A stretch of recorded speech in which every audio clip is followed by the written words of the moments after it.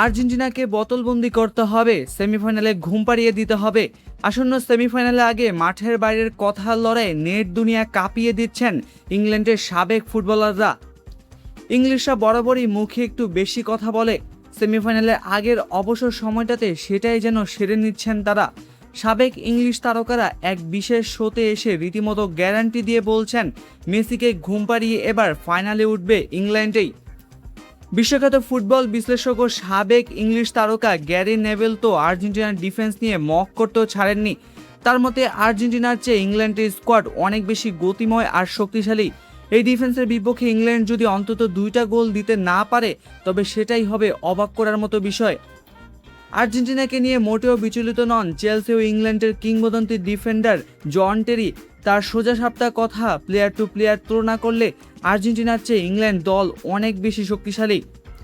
বৃহস্পতিবার রাত 1টায় আটলান্টা স্টেডিয়ামে মুখোমুখি হচ্ছে দুই পরাশক্তি। ইংলিশদের এত সব হুঙ্কারের জবাবে আর্জেন্টিনার সাবেকরা এখনও মুখ খোলেননি। তবে আসল জবাবটা যে মাঠেই আসবে তা তো বলাই বাহুল্য। কথার লড়াই ইংলিশরা তেড়েফুঁড়ে লাগলেও মাঠের যুদ্ধ শেষে হাসবে কে, মেসি নাকি ইংল্যান্ড? আপনার কি মনে হয়? কমেন্ট করে জানান এক্ষুনি।